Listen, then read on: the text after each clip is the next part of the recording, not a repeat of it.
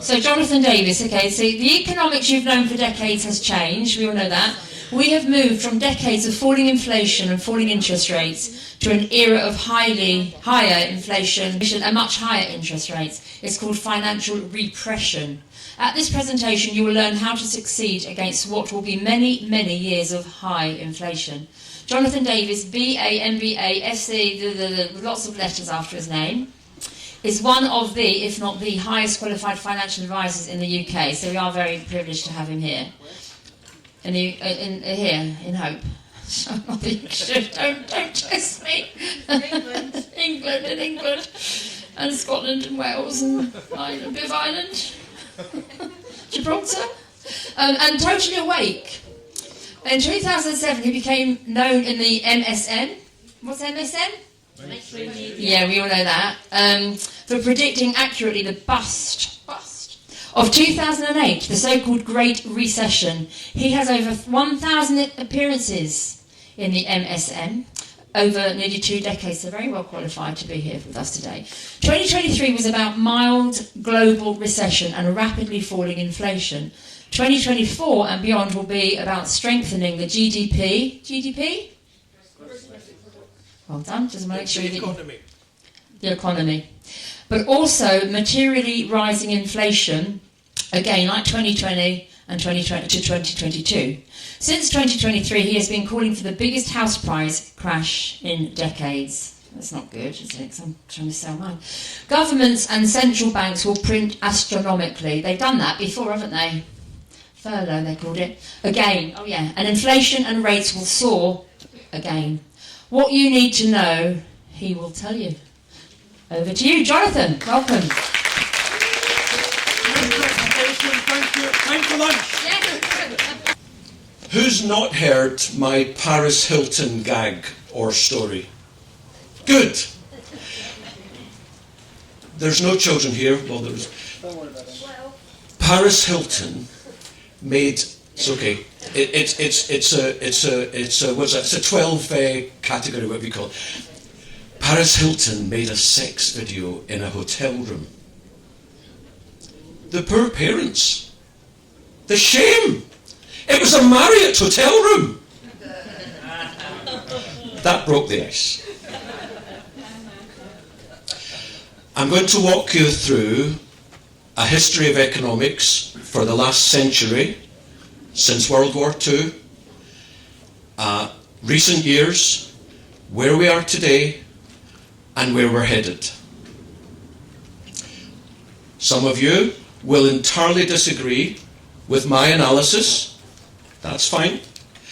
If you do, please leave disagreements to the Q&A at the end. But if you'd like to ask me for clarification as I'm going through the presentation, because I'm using jargon, apologies, then do so. But disagreements to the end.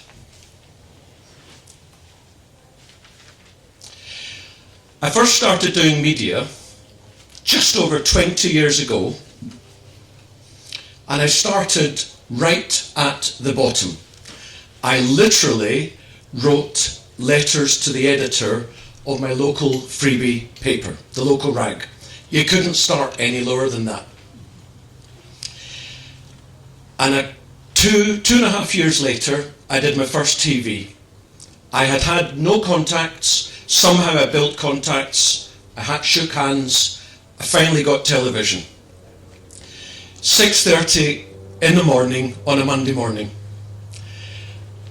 I got up at 4 o'clock in the morning, and after the shower, whatever, there was a Mercedes S-Class outside our house, my wife's there.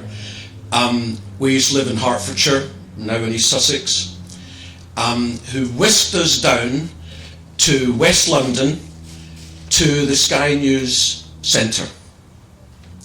I'm put into the room with the makeup ladies. They put paint on me. A couple of minutes later, there I am, sitting in the studio. In front of me, Eamon Holmes. They're on their adverts, so they're talking amongst themselves. He's got his co-presenter there, I can't quite remember her name. And I'm sitting there, shit, I'm just about to be on live TV. I'm going to fuck it up. 5 or 10 minutes later, talking about economics or something, I can't quite remember, it was done. They started reading from the auto cue. Someone said, run VT, the videotape. I'm quietly taken back to take the paint off me. I go back into that car. On the way, I met another B-list celeb, can't even remember his name, he's around still. Donald McIntyre. Never watched any of his programs. And the car, at that time, I was just developing my tiny little practice. And I didn't have enough for my own office.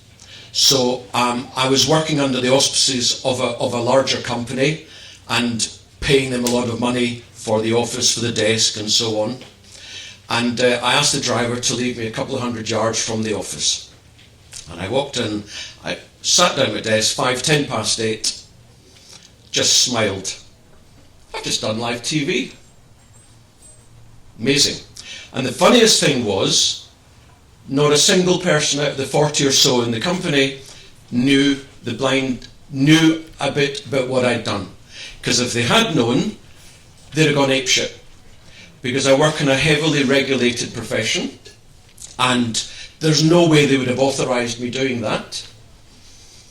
And indeed, I didn't mention the company's name, it was all under my name.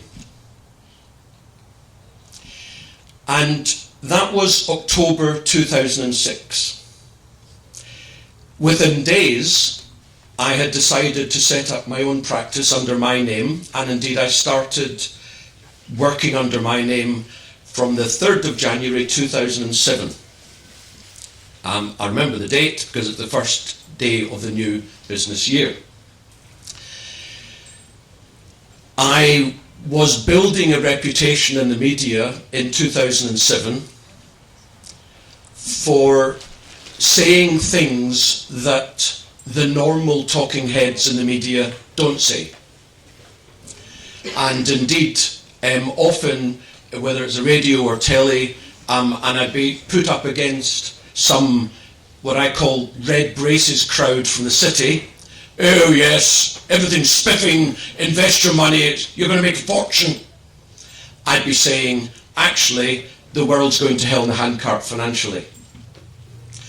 So the reputation I was building for the producers and the presenters was I was this strange Scottish guy who had this tiny little practice from Hertfordshire, working from his proverbial back bedroom, so who they'd have on to laugh at, because I was saying something entirely different to what literally everyone else was saying. I was the joke guy. Anyone remember what happened in finance in December of 2007? Excuse me? No, that wasn't then, no. December 2007. It was indeed Northern Lock. The first banking collapse in the UK in around 150 years. Through depression, recessions, 1970s superinflation, 2 world wars. The first banking collapse in 150 years. The producers and the presenters stopped laughing. 2 or 3 months later, not that many people in Britain know this, but in early March of 2008, Bear Stearns, one of the most prestigious, quote-unquote, investment banks on Wall Street, went bust. They got it taken over by JP Morgan, put under the carpet, and indeed there was a bit of a lull then through the rest of the spring and the summer. Indeed, the stock market rose. Just on that point, the stock market in fact peaked in October 2007.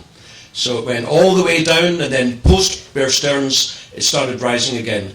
And yours truly was in the media all the time in 2008 saying, we're still going to hell in a handcart. Very few people were listening. And then, as Pete said, in September, so everyone's back at school, back at college, September 2008, Lehman Brothers, the 5th largest investment bank on the planet, went bust. 3 weeks later, AIG, the largest insurance company on the planet, went bust. It was the biggest financial collapse in history.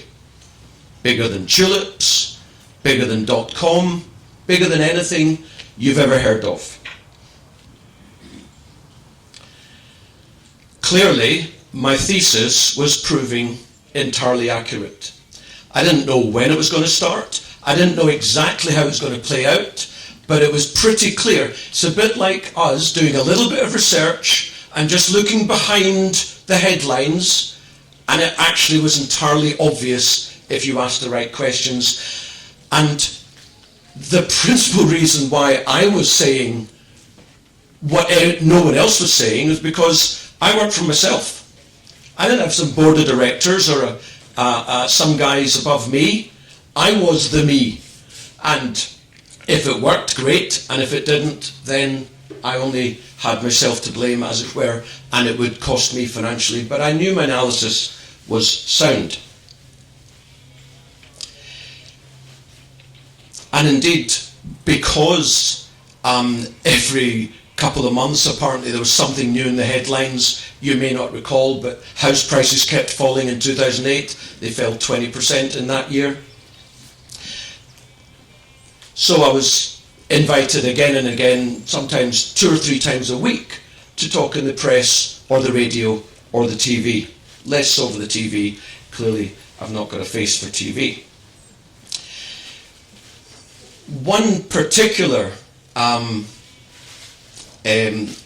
media event sticks in my mind, is worth mentioning. I was about to go live with on the British Bollocks Corporation with that lovely man, Jeremy Vine, on Radio 2. It's actually not about him, it's just that was the programme. And I walked into, everyone knows what the green room is. Yeah? I walked into the green room, there was a bloke there, I knew I was going to be up against a guy. I was the free market, the capitalist. I knew there was going to be a socialist, a Marxist. I walked in, hello, are you Patrick Murphy? I'm Jonathan Davis, how do you do? His response, you're a fucking bastard.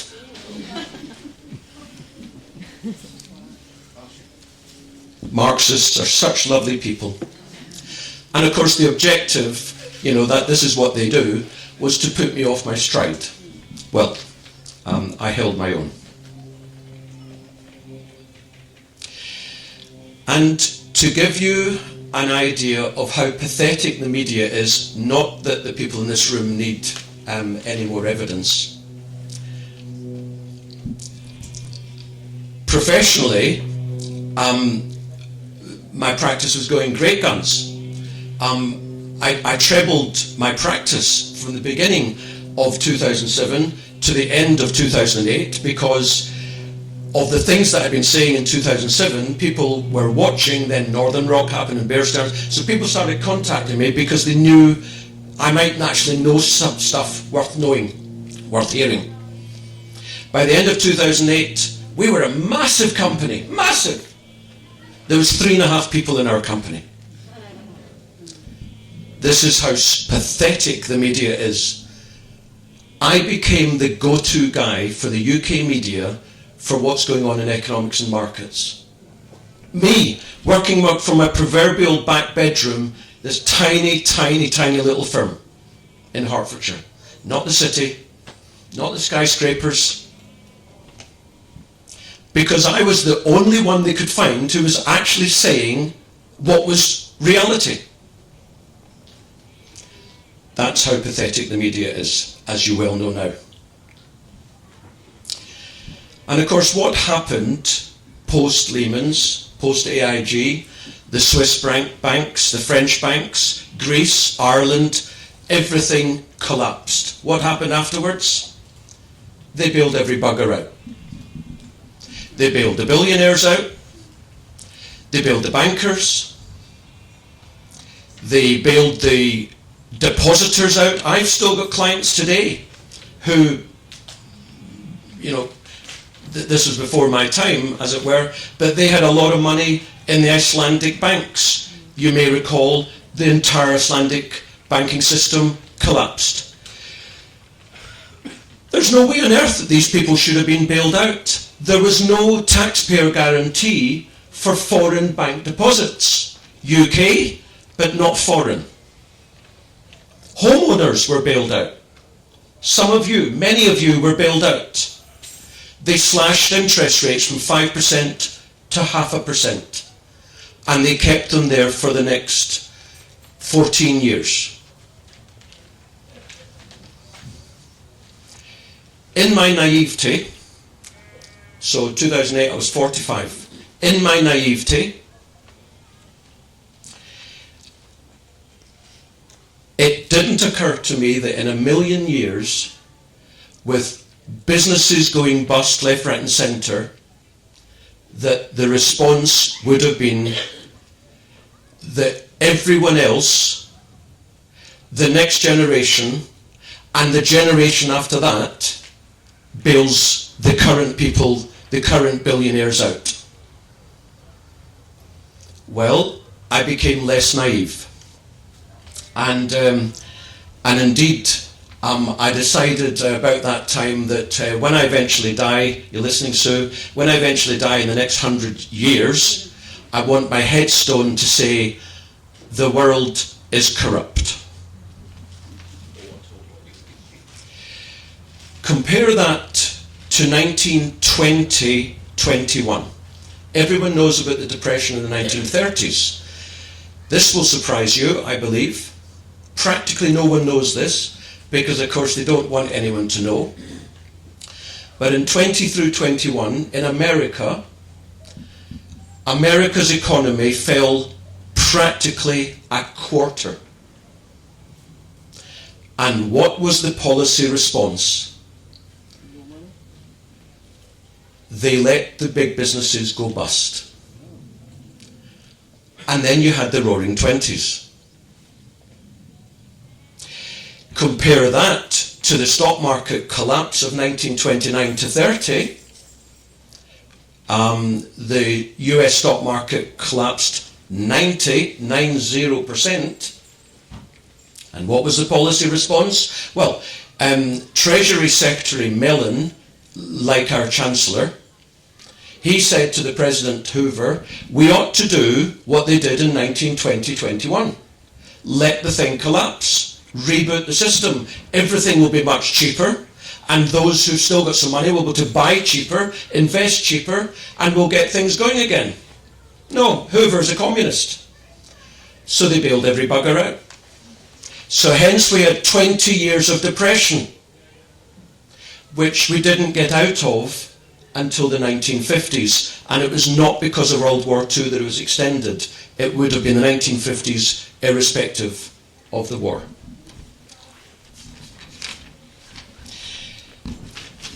Anyone who believes that the bailouts represents capitalism needs to do some research.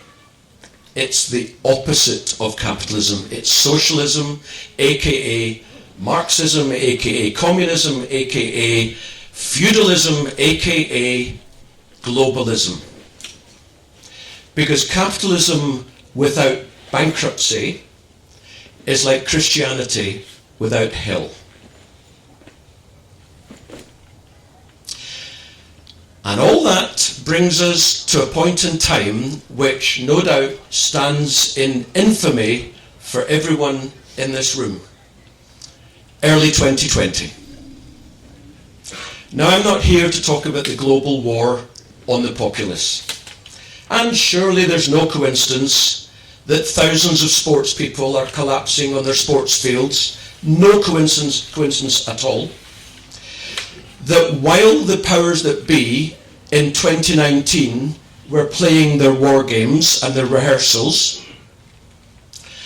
the bankers, the central bankers, the Bank of England, European Central Bank, Federal Reserve, etc., and the politicians were also meeting to introduce an era of what we call financial repression.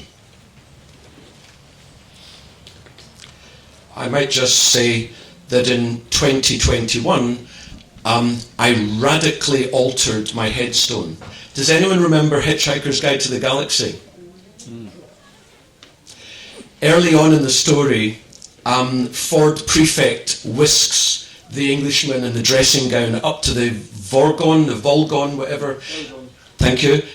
Spaceship, because the Volgons were going to destroy Earth. And the Englishman says, "What's going on? Who are you?" "Well, I'm Ford Prefect. I'm a contributor to the Hitchhiker's Guide to the Galaxy." "Well, what's that?" "What does it say about Earth?" "Well, it's been radically altered from the first edition." "Well, what was in the first edition?" "Earth, harmless." "Well, radically altered. What does it say in the second edition?" Major change. "Earth, mostly harmless." So I've radically altered my headstone now to, this is 2021, and we know what was introduced then: the world is corrupt and evil. I said reintroduce financial repression. The first time we had financial repression was when the same crowd, the bankers, the central bankers and the politicians, met in 1946-47. And they were horrified about the amount of debt that had been taken on to pay for the war. Well, thank goodness they did, because many of the people in this room wouldn't be alive, and we certainly wouldn't have had the relative freedom that we had up until 2020. And the amount of debt itself is not the issue, it's the ratio of debt to the economy, debt to GDP.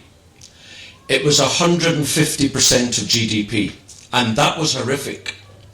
So what they decided to do was bring in, amongst other things, inflation. Because inflation doesn't just happen. In fact, if the politicians got out the way, we'd have deflation year after year. Everything would get cheaper. And what does inflation do for their objective?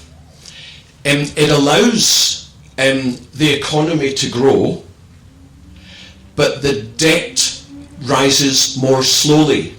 So from 150% of GDP by, for simplicity, 1980, we got down to 100%. So think about that.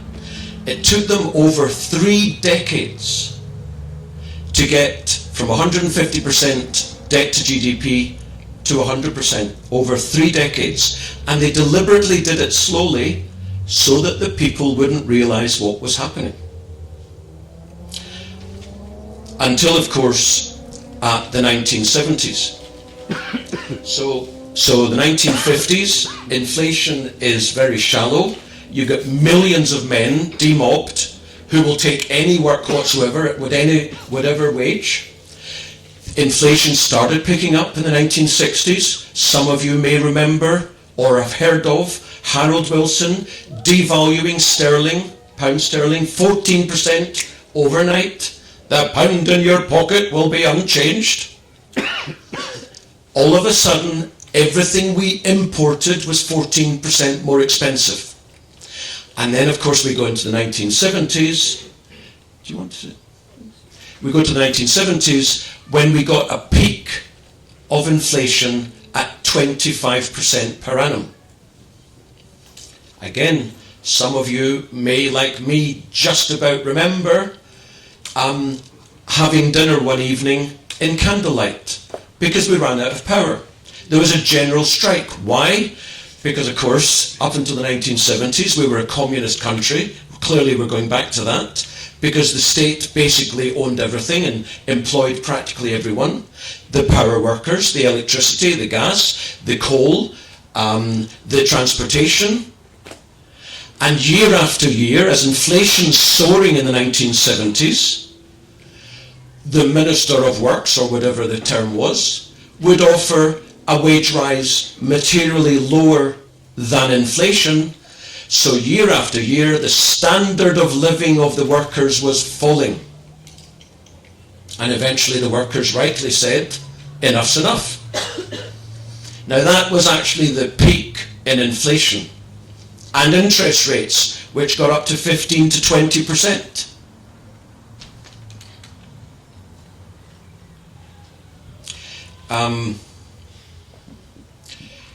Of course, since 1980 or so, inflation and interest rates then fell for decades.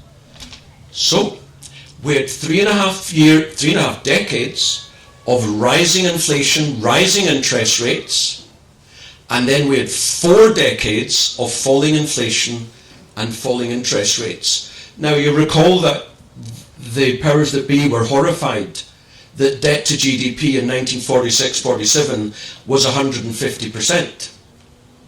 Well, in 2022, it was 300%.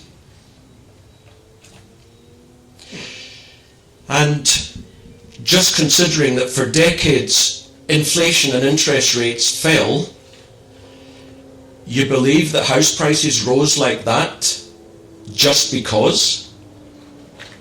No. House prices soared like that because interest rates collapsed over 40 years, and also banks lent more, debt soared. Debt was 100% of GDP around 1980. By a couple of years ago, it was 300% of GDP.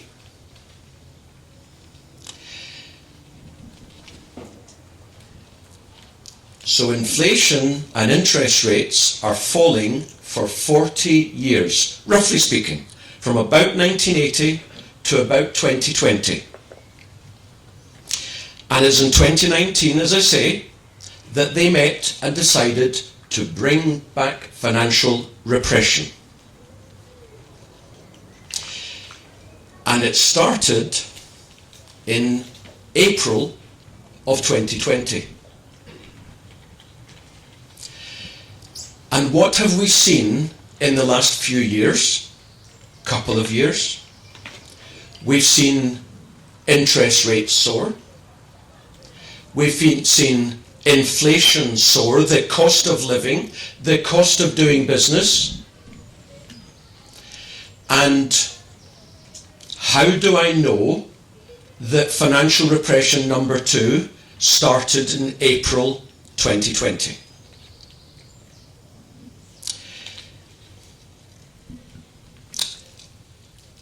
The oil price on global markets peaked in 2008, just before Lehman's, at just under $150 a barrel.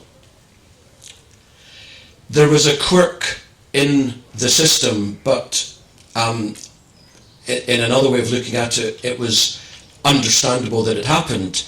But there was a week in April 2020 when the price of oil went to 0 per barrel.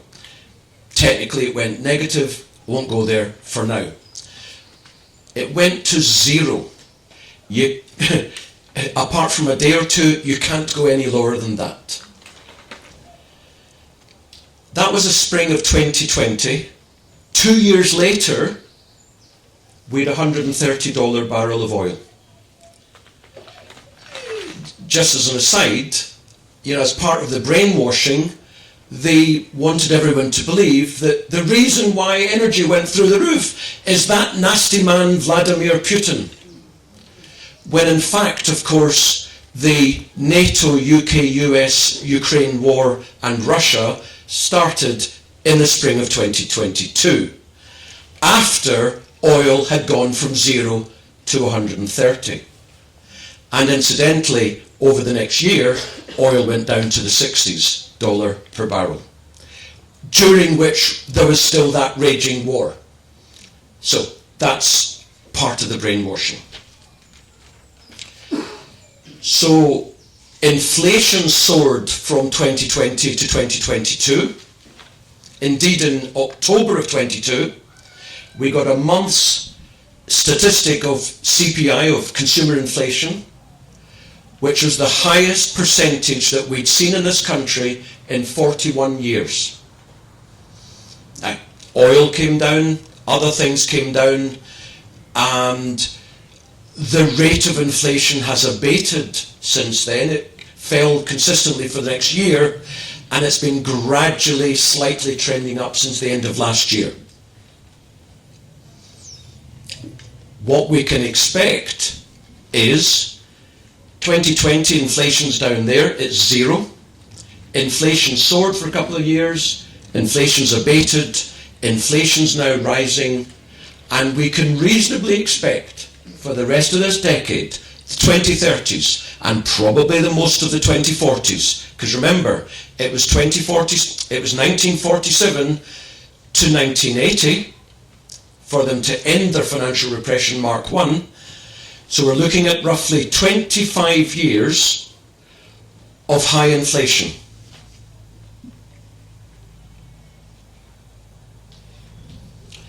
I mentioned to Pete earlier, in a funny, that in the year 1799, they introduced a temporary tax. It's called the income tax. Most people believe the income tax is the biggest tax. It's not. Anyone know what the biggest tax is? VAT. No. Inflation. Thank you, well done. Because it's the thing that they don't talk about. And it's the way that they achieve that the politicians and the bankers get out of the mire that they put us all in. Check my notes. Yeah. And let me assert that there is not an example in history or geographically across the world where inflation has brought prosperity for the people. Deflation brings prosperity for us, the bottom 90%. I'd love it myself. You know, you have your views. I'd love it if food was cheaper, energy was cheaper, filling up my car tank was cheaper, mortgages were cheaper, rents were cheaper, holidays were cheaper. My standard of living would rise. But they brainwashed everyone, particularly from 2008 to now, when suddenly they introduced this inflation target of 2%. Never in the history of central banking had a target of above 0% inflation. Now, I'm not saying they achieved it, but the target was always 0% inflation, stable money. But instead, after 2008, with all the money printing, the quantitative easing, the bailing out, they knew that if they didn't take action, we were going to go into deflation in the 2010s, which would have been great for us, but it would have put the billionaires and the bankers into penury, because they love inflation. They love it. So they brainwashed everyone into believing that mild inflation is a really good thing. It's not. They changed their objectives from stable money to, if you think about compounding 2% a year, they actually wanted your wealth to have every 22 years. Inflation makes the elite, or as I call them, the parasites, richer and more powerful.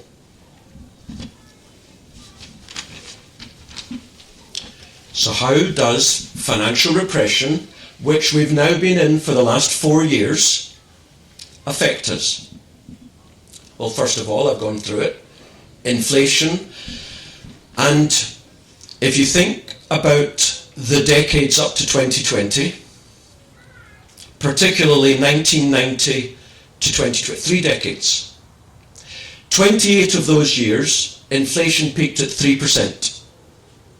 For 2 of the years, inflation went up to 5%. We had low inflation, low cost of living rises for 3 decades. Now, really look inside and tell me that you didn't feel more prosperous by the 2010s, after the 90s, the 2000s, the 2010s. With lots of things getting cheaper by the year, by the decade. Primark, Aldi, Ryanair. The fact that Ryanair's shit, but Ryanair. Food got cheaper. Clothing got cheaper. Holidays got cheaper. Electronics, and so on. I remember on a podcast saying that, I haven't got my phone with me. Imagine I'm holding a phone here. It holds 25 different things that we used to spend thousands of pounds on in one item. Scanner, camera, telephone, recorder, calculator, you know what I mean. That's deflation. That's good deflation, good technology. That was 30 years of low inflation. Now, and therefore, we had between 0 and 5% inflation for 30 years. Now, reasonably expect for the next 20 plus years, inflation to do a step up to 5 to 10% per annum. Some months and years it'll be below 5, some months and years, perhaps years, particularly it'll be above 10 to 15, but reasonably expect 5 to 10. Some people believe we're going to have hyperinflation, Project Zimbabwe. I disagree. I think that will annihilate the Western powers that be. So I do not believe that we will have hyperinflation. And remember, financial repression impoverishes people slowly. So I believe that they will take action to keep inflation to, shall we say, a manageable level. But what it will do is it will reduce debt to GDP over 2 or 3 decades. One of the other tricks that they will pull, as they did in the 1950s, they will mandate financial institutions, insurance companies, pension companies and the like, to buy bonds.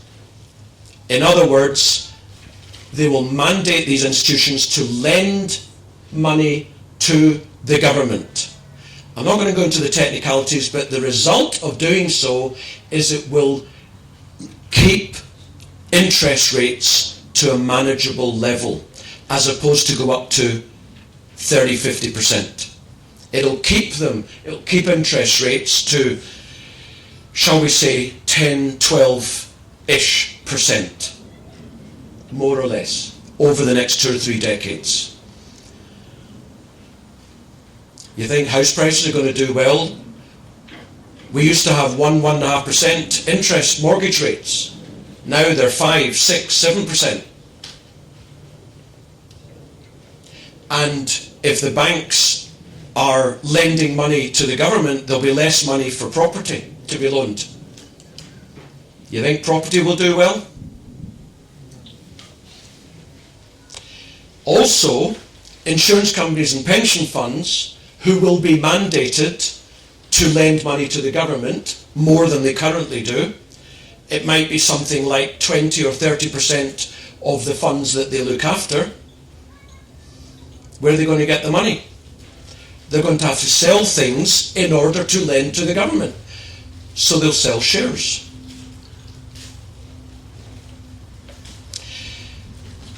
In my work, in my presentations, one of the charts that I pull out is of the Dow Jones stock market index in the US. The Dow Jones is the index of the top 30 companies in America. In the 1960s and 1970s, as inflation really got going, total compound inflation over those roughly 2 decades was 80%, give or take. And in 1965, I think it is, the Dow Jones index stood at around 1,000. In 1982, nearly 2 decades later, the Dow Jones stood at around 1,000. So for nearly 2 decades, stock market did nothing while purchasing power was annihilated. And one of the reasons for that was because the institutions had to sell shares year after year after year and lend to the government. And incidentally, again, I'm not going to go into the technicalities, but take it as read. This lending to the government, as I say, the jargon is you buy bonds. As interest rates rise, bond prices that you've bought fall.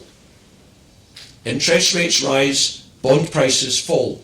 So these insurance and pension funds were buying bonds as interest rates were rising and losing money year after year on the bonds and making nothing on the shares.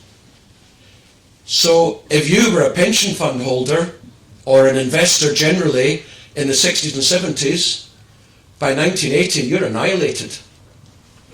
And also, of course, property didn't do anything in the 60s and 70s. So think about that. The main asset classes that people invest in, you and me, pension funds. Most people here will have a private pension fund. Stocks and shares ISA. Perhaps some have even got a family trust. You invest in shares, you invest in bonds, and you invest in property. There are other things, but that is normally at least 90% of what you invest in. Whether you're doing it DIY, if you're doing it DIY, you maybe don't do that. But if you leave it to a wealth manager, a financial advisor, a stockbroker, an institution, and you look at it once a year or whatever, then I'm telling you that is what they're investing in. And in financial repression, stocks, bonds, and property will not cut it. The inflation will kill those assets for as long as you can envisage. And those are the assets in which you invest. The third thing that they will do, so the first thing was inflation, second thing is mandating to buy bonds, the third thing is they will bring back in capital controls, be it via CBDC, probably, but they will bring in capital controls. You know, in the 1970s, if you went on holiday, you couldn't take out more than £25. Now, even with 45 years of inflation, it's still not a lot of money. No more buying gîtes in La Dordogne. No more sending £100,000 in gold bullion under a Swiss mountain. They will imprison you financially in this country. Never mind the other imprisonments. So, property is not going to cut it. It's not going to increase your wealth, your purchasing power, your standard of living, as it did for decades. Investment funds are not going to cut it, as it did for decades. Here's an interesting thing. Has anyone got any idea, from early 1980s to 2020, has anyone any idea what was the average annual return of investment portfolios, be it Mr. and Mrs. Miggins or the multi-billion Teachers' Pension Fund? No, it was 5 to 6% per annum. Now, for 3 decades, as I said, inflation was around 3%. Happy days. You achieved returns of greater than inflation.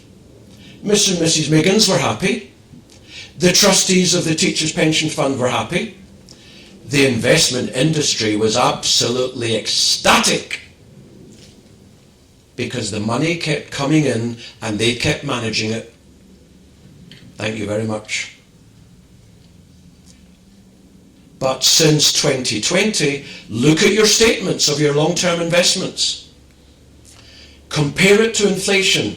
Go to your guys and say, how much money have I made in the last few years? And don't allow them to compare it against the other investment guy. Get them to compare it against inflation. And not even CPI, consumer, but RPI, Retail Price Index, which is the highest statistic we have. Now, I'm not saying that these statistics are accurate, but it's what we've got to play with. So compare your investment performance with RPI the last few years, and you will be shocked. I know what you're investing in. The question is, will you continue to do it that way? Because if you do, I guarantee to you, you will become even more impoverished, apart from anything else that they're going to do to us. Those investment portfolios worked for decades. They no longer work. And they won't work for the next 2 or 3 decades. Just like the 60s and 70s.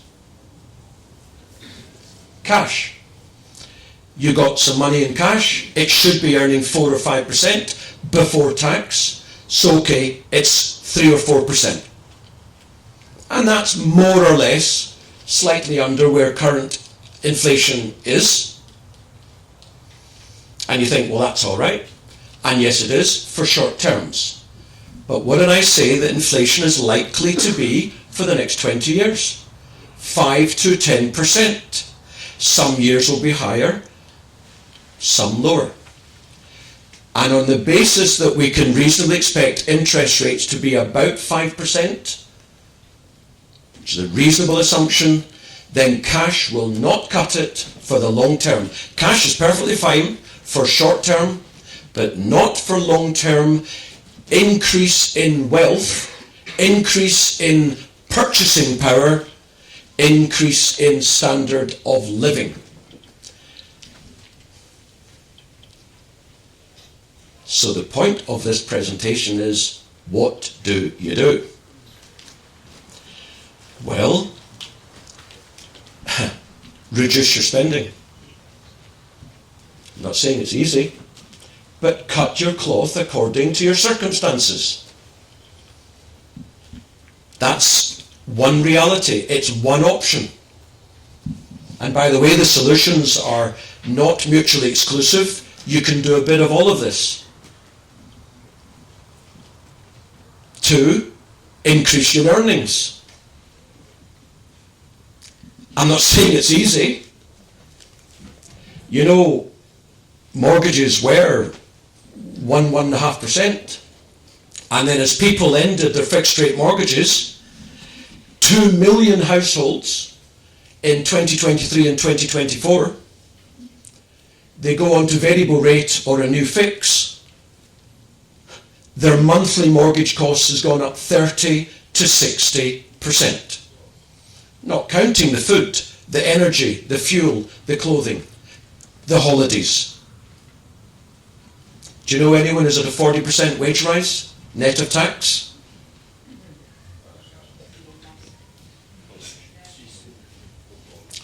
Thirdly, don't invest the way you have invested for decades. Because the investment industry doesn't want you to change. They're very happy that you continue to do what they've had you do for decades, because it works fantastically for them, but not for you in an era of higher inflation and higher interest rates. So instead, invest in the things that will achieve above inflation returns. In the 70s, in the early 70s, gold, 1 ounce of gold, one sovereign, was $35. By 1979-80, it was $600.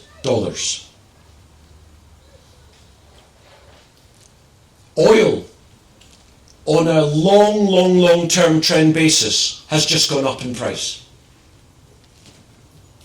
Food, agricultural produce, they've just gone up. Long term. They call it shrinkflation. Do you remember wagon wheels used to be this big? And now...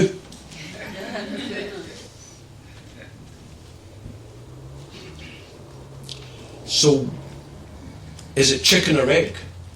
Is it inflation or oil, gold, food, copper, iron, commodities? Is it inflation that goes up, or commodities that goes up first?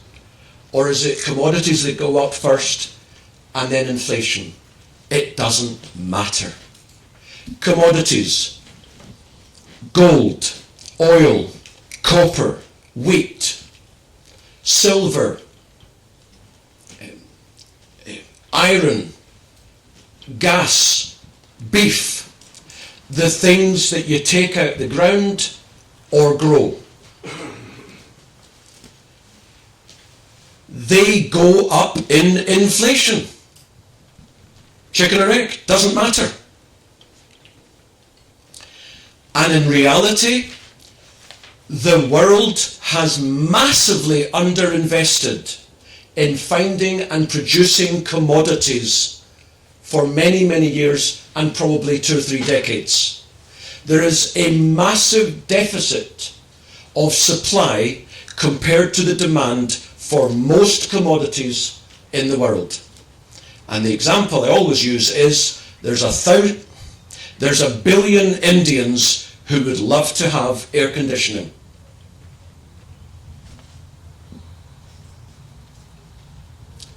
Gold. Today the price is $2,300 an ounce. It could go to 21, it doesn't matter. Let's say for simple arithmetic, it's $2,500 for simplicity. I am saying to you what I say to my clients. Gold within 5 years, it might be 4, it might be 6.5, but within around 5 years, gold will be $5,000. That's 100% gains, which in compounding terms is 15% per annum, which should exceed inflation. Within 10 years, and I don't think we'll see any higher than this, but within 10 years, you're looking between $5,000 and $10,000 an ounce. Because of what the governments are doing, borrowing, spending.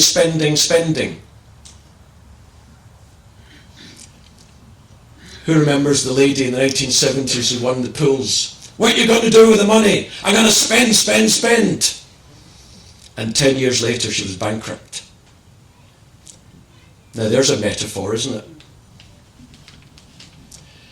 I am saying that within 10 years,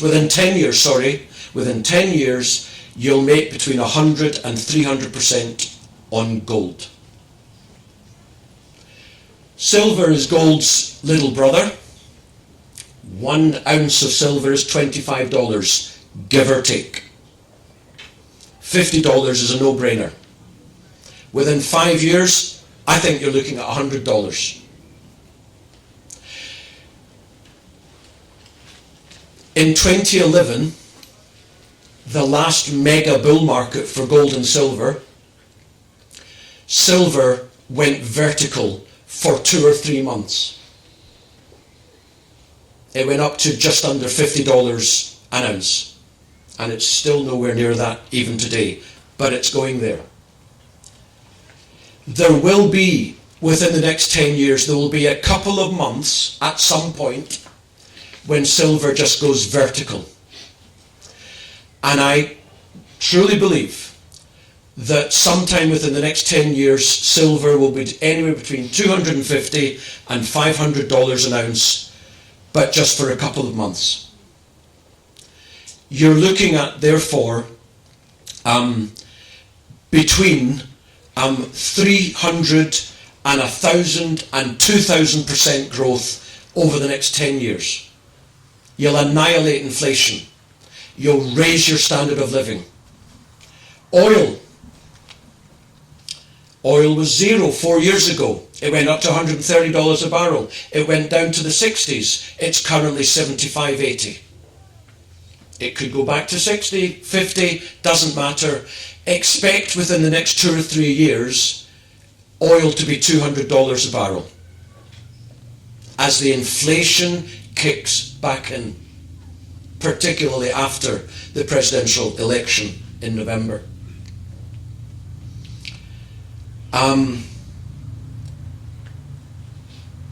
You remember when petrol at the pump got up to £2 a litre and it's come back to £1.50 because oil fell. Expect £2.50, £3 a litre in the next few years. This is by design, right? This isn't just mechanics, this is a deliberate programme being rolled out in order to... The reason why we are massively underinvested in commodity finding and production is because of the globalism, which they mask under climate change.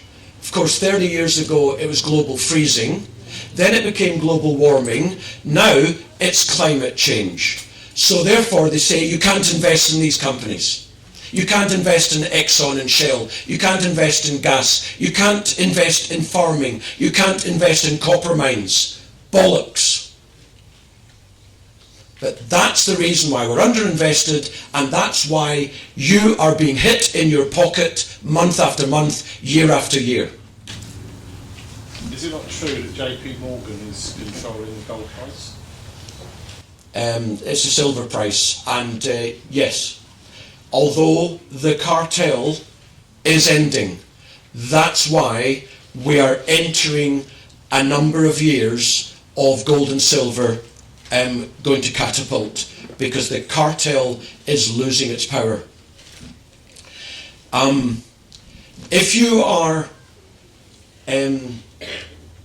concerned about investing in commodities themselves, where would you put the gold? Where would you put the silver? Where would you store the oil? Buy the companies.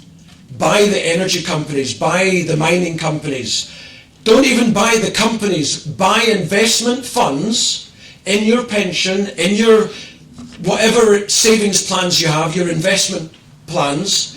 Buy natural resources funds, mining funds, commodities funds, and the managers there will invest in the companies that they deem to be the best in those sectors, and then leave them to it for a number of years. Another commodity I particularly want to spend a minute on is something which for most people, in fact for 999 out of 1,000 people, is not even considered. Uranium is the yellow metal that we use in nuclear power facilities. Uranium too is in a mega bull market, rising market. All I'll say is uranium is about $95 a pound. Easily it'll be 200, 300, 400, maybe 500 at some point in the next 3, 5, 7 years.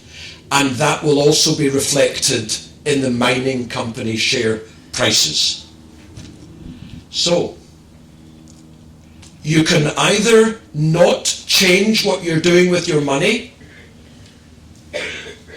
or you can change what you're doing with your money. And my recommendation is invest in commodities, medium to long term. Q&A. So, gold, buying gold and silver.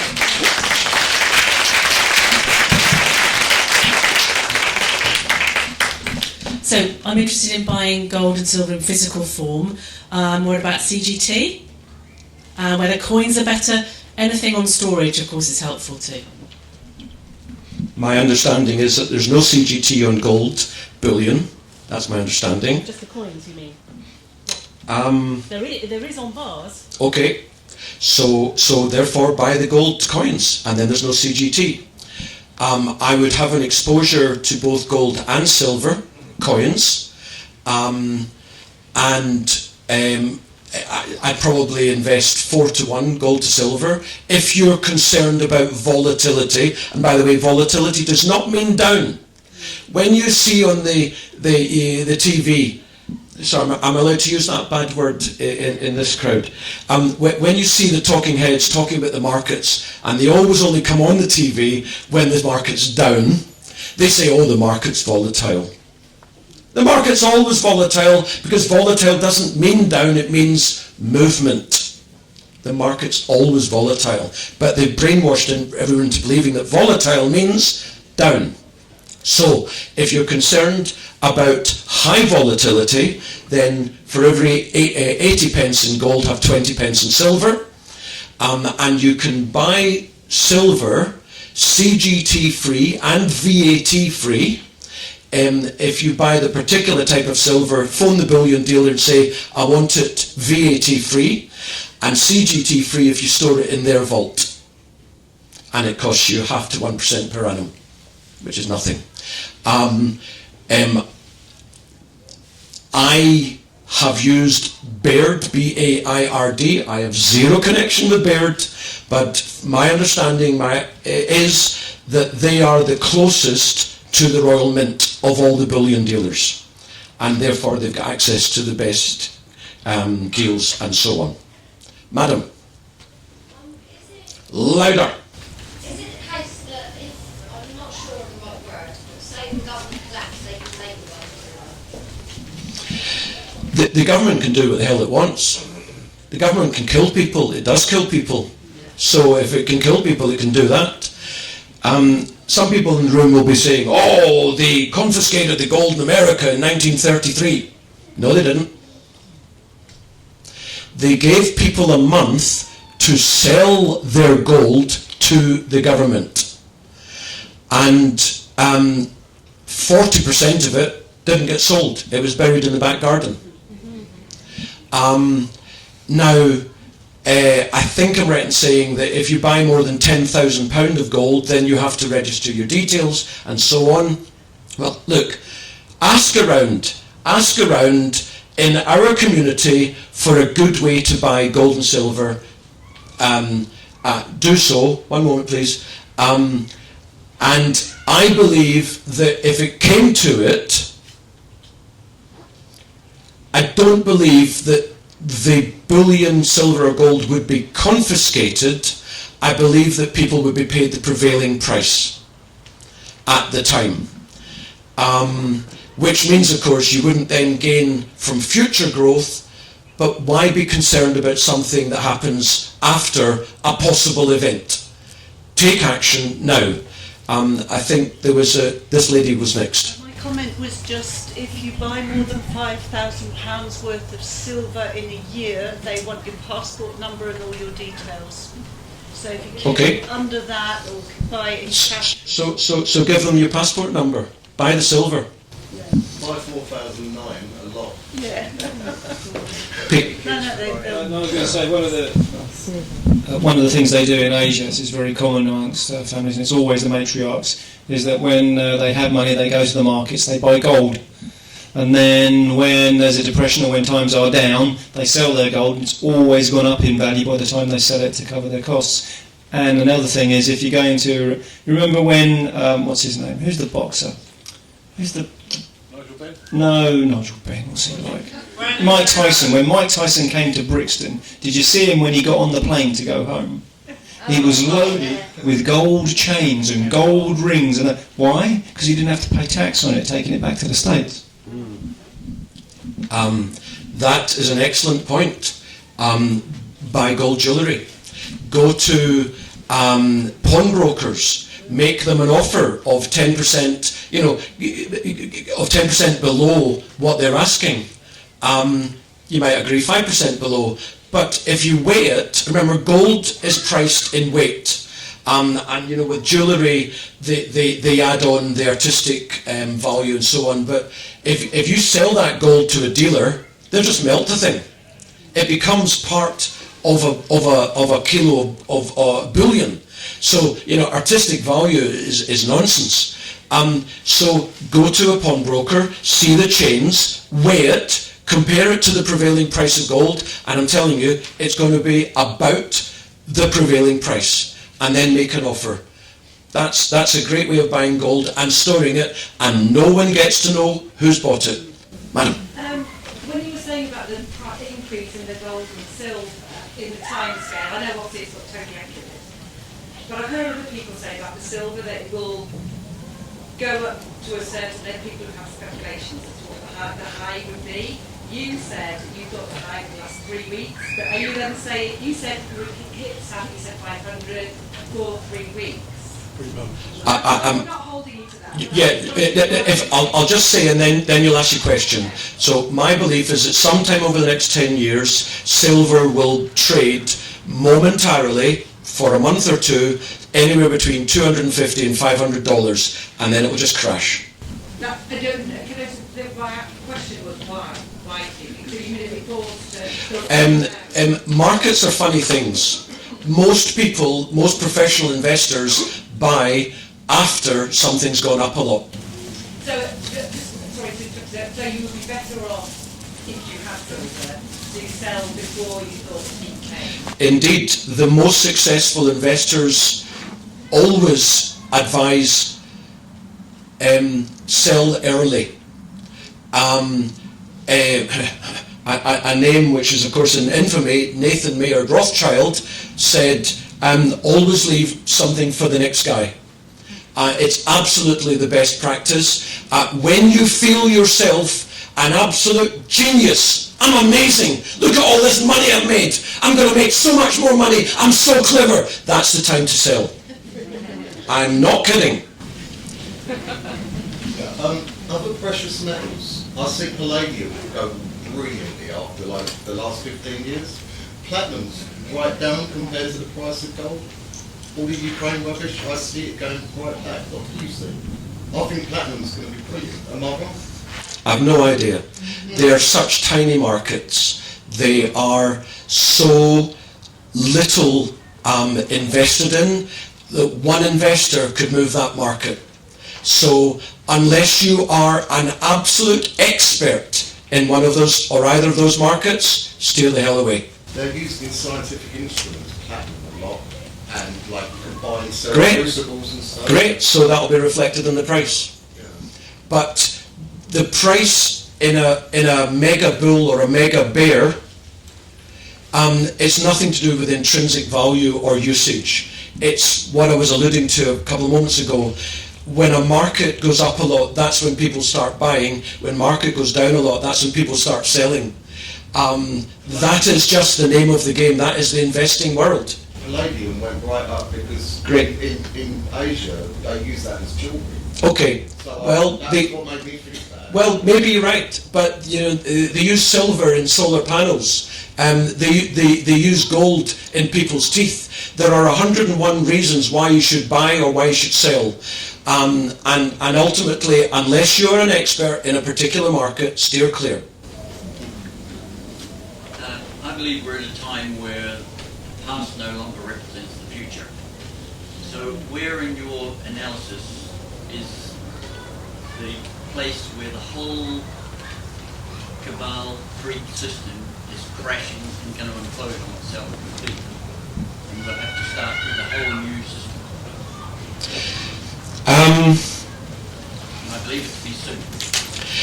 when the likes of Greece went bust in 2008, they defaulted on all that debt. What that meant was they said, yes, we'll pay you the debt back, you lenders, over the next 50 or 100 years. That's one way by which you default, you crash. When Argentina would default on all the debt, they'd say, piss off, we're not paying you. And Argentina would become an economic pariah. That's a second way of crashing, of defaulting. Thirdly, they could tax us all to kingdom come. Well, they're not going to do that because they'll not get voted back in. So instead, they do it by inflation. And what you're saying, and many other folks say, that there's going to be a massive implosion, that we're going to go back to the caveman. I don't think we will, because that will affect the billionaires and Klaus Schwab, and they're not going to let that happen. Instead, they're going to inflate us away for decades, exactly as I've been presenting for the last hour. I don't think there will be a major cataclysmic implosion. I could be wrong. Monetising, bills of exchange, money orders, international bills of exchange. How do you go about doing that? No idea. Does cryptocurrency fit into this anywhere? I was wondering when that would come up. The bit bugs have come. Any other bit bugs? There's a specialist over there. Sam, he normally presents on. Yeah. Have we got gold bugs as well? Well, we've got. I'm going to suggest to people, if you're interested in, if you get the light paper, Chris, thank you. Chris, he's presented here last year, I think it was, of Knight's Bullion. And so he's an awake chap, so, take a light paper, give him a call, mention, that you were here, and he'll look after you, so he knows what's going on that market. So we've got bit bugs, gold bugs, silver bugs. Bed bugs. Isn't it great being a bugger? What? It's too hard to tell. If it works for an individual in this room, great. Do what it is, whether it's Bitcoin, Ethereum, whatever, one of the crazy cryptocurrencies. If you know what you're doing, great. It's entirely possible that stablecoin could be the CBDC. And it's above my pay grade. If it works for you, great. If you don't know about it too much, don't be enticed. Siren songs are very strong. I thought there was someone that... No. Pete? So I don't know if you saw my talk, but CBDC is a digital slavery system, right? So that's where they're going. That's what they're implementing. Right? When that happens, rather than have it happen, how do we stop it? How do we stop CBDC? Yes. We don't. Well, then what's the alternative? I'm not participating in it because that's slavery. Sure, of course it is. It's a slavery Well, that's never been seen in our history. Of course it is. If the politicians, the bankers, the central bankers want something to happen, it happens. As to when it's going to happen, that's the question. It's not going to happen this year. It's unlikely to happen next year. I would say the earliest it could happen is 2026. I'll get to you. 27. So the answer is physical gold and silver is my answer. There will be other people who have different answers. That's my answer. Young lady, get your finger up. Could Mummy shout that out, please?